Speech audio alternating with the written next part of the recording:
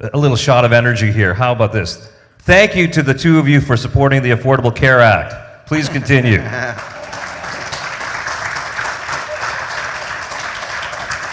Senator, has the Secretary of State, Mr. Tillerson, been properly vetted?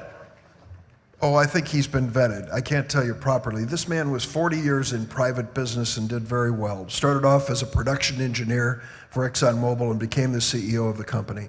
He is a very engaging and nice person, and as I said, a successful businessman. And he opened businesses in Russia. He had a business relationship with Putin in terms of oil exploration and the like. What I was troubled with, and the reason I didn't vote in his favor, was that he really has no background when it comes to public service and no background when it comes to diplomacy. The question I have is more fundamental. Is he truly the Secretary of State as we have had secretaries of state in the past? When foreign visitors, such as Netanyahu of Israel, came to the White House, the Secretary of State was not invited to the meeting. I don't quite understand that. I would think he would be in the front row. This is the person who, through diplomacy, has to work with Israel in the future.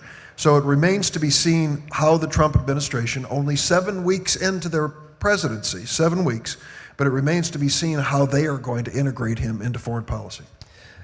Congressman Quigley, to your point about Putin looking for weakness, does Putin see Trump as weak?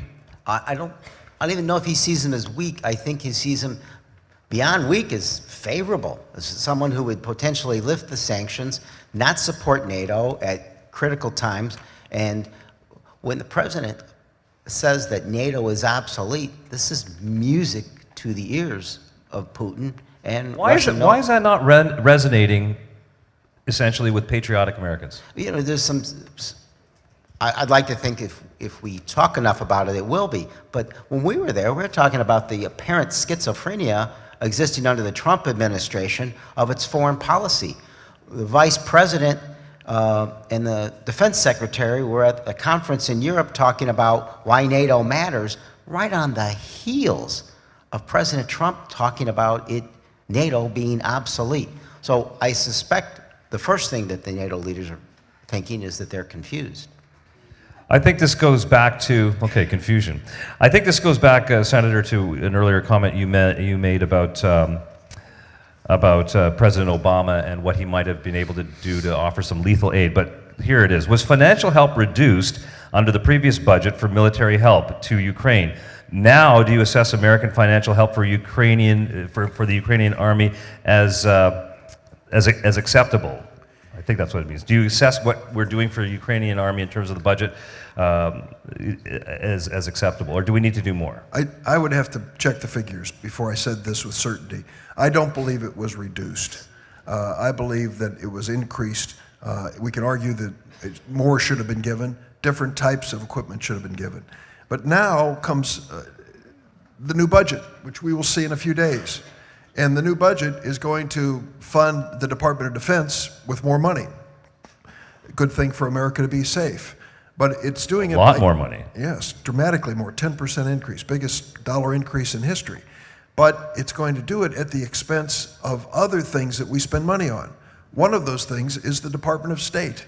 And it's the Department of State that gives out foreign aid. And people say, oh, I'm so sick of foreign aid. Foreign aid includes foreign military aid. So if we're going to provide more assistance to Ukraine, it's going to be through the foreign military aid of the Department of State. So we have to look at this budget in its reality. And if we cut back on the Department of State, we could be jeopardizing any increase in help to Ukraine and other countries that are our friends. This is our host. You gave me this great question, and I was waiting for the right moment for it. But bear with it, and I think this reflects a little bit of an interesting take on what's going on here. Congressman, maybe you can take this first. Is there a way to control our borders from space and show and prove to the world how Russia brings lethal weapons into Ukraine and avoid Putin's sarcasm that a couple of hundred Russian patriots can control a whole national army? What was the first part of that? The first part is that can we control our borders from space and prove that to the world that Russia brings lethal weapons into Ukraine. Is that just pie in the sky, or is there something going on in that intelligence committee that we don't know about? Well, look, there's no secret that we use from intelligence gathering. So that will continue, I suspect, forever. But it's complicated, and I just want to add to what the senator said. The State Department keeps us safe, if only because foreign aid is a lot cheaper than bullets, and the State Department plays an incredible role in diplomatic measures so that you avoid issues becoming conflicts in the first place. So first, I need to say the Trump budget is probably dead on arrival. And in the final analysis, I suspect what will happen is the Senate and the House will write their own budgets because there'll be universal opposition to the cuts we just talked about. I'd just say that when it comes to space, backing up what the congressman just said, as the Russians were moving these little green men into Russia, we were monitoring their activity from outer space, from satellite imagery and the like. And we saw what they were doing on the Russian border of Ukraine and the Belarusian border of Ukraine. And for example, I was told before, as this was going, this is not a small undertaking. They have moved hospital equipment into, so we have this finite way of finding exactly what they're moving in. They were setting up field hospitals, preparing for war, and it had nothing to do with the locals. Remember when the Air Malaysian plane was shot down by the forces in the east? We were able to track exactly where that shot was fired, and through the debris, establish who was responsible for it in the end. So our intelligence gathering is key for the defense of our allies and the defense of the United States, and we need to continue it, absolutely. You know, 150 years ago, Abraham Lincoln said that essentially that America would never die from without. We would never really be invaded. We would never be taken over militarily. The only way the American democracy would ever die, this great experiment, was if we internally kind of gave up on the ideas. What we're seeing from what you're describing are attempts to go at the core of those ideas in terms of the propaganda, in terms of maybe the cyber war, in terms of just sowing dissension in our broader American community. Do you feel that that is essentially what's at stake, and that these modern weapons of cyber weapons especially are actually advancing that kind of an agenda? Well, I'm sure Mike has some thoughts on this as well. This cyber war goes on 24/7 every day. And we were not aware of the fact in Illinois that the Russians hacked into the Illinois voter file during the course of the campaign. They had access to your name and your address and your basic information. We learned about it later. So our vulnerabilities there from cyber attack are substantial.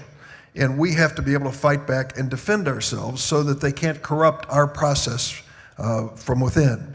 Secondly, I worry too about a broader issue. When we reach the point of dismissing things we don't like to hear as fake news, then the obvious question is, why turn on Channel 7? Why read the Tribune? You know, that troubles me as much as anything else we've talked about here. We have to reach a point in this country where we deal with facts and reality. We don't deal with alternative facts, whatever that happens to be. We deal with facts and reality here. And the propaganda wars by Russia and the propaganda wars from within, I think, are more threatening to our democracy than many other things. Yeah, and I associate my thoughts with what the senator said at the beginning. But the second part of that, to me, is a threat that it enhances the polarization that's existing in this country right now, right? It is the fact that this is an administration that I'll say is post-truth, post-science, post-intelligence, a point where if you disagree with something, it has to be wrong or fake. And it's going to be a lot more difficult to try to unify this country toward common goals if folks are extended out on its extremes. We have to remember, and what I said at the beginning, unity is going to be everything, with how we deal with the threats from Russia, but how we keep our country together at the same time.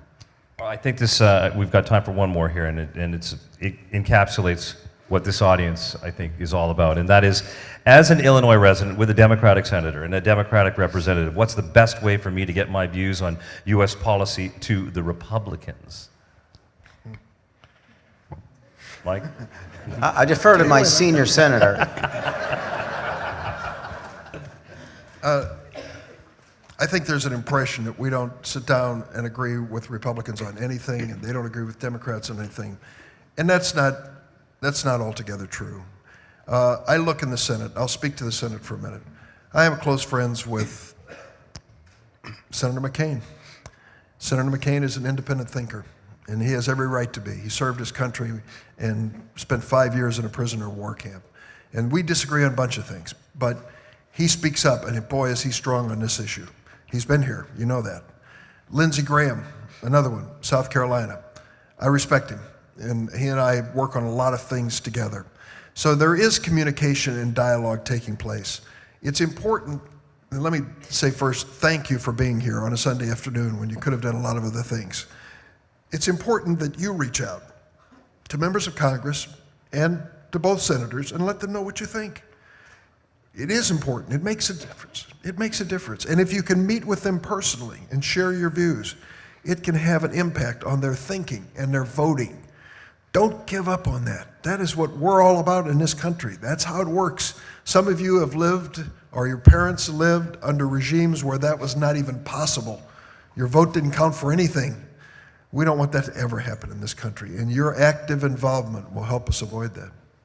Yeah, a couple quick thoughts. Again, thanks for being here, and it's great to be your friend for all this time.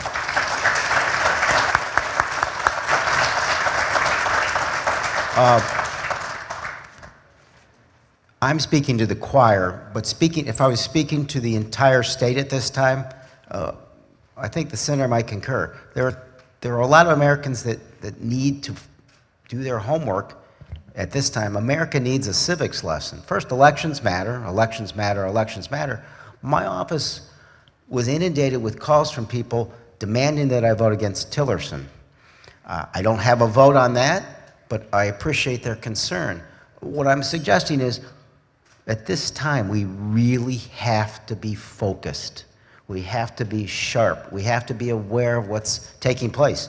Watch Channel 7, read the Tribune. Again, I'm speaking to the choir, but Americans have to be as up as they can be. And boy, do I see that enthusiasm out there. That's incredibly important. The truth is, legislators, reps are going to listen to people from other districts, but not as much as they will from someone who's their own constituent. So if your congressman already agrees with you, you might want to thank him. That's nice to hear every once in a while. But if you have friends that live in a district where the person could still be persuaded, let them know and talk to them about reaching out to their lawmakers. We're all geared up to listen and to act. It just, again, needs to be focused and unified. Oh, look, it came up again. Thank you again for supporting the Affordable Care Act. All right, Congressman Mike Quigley, United States Senator Dick Durbin. How about a nice round of applause for them?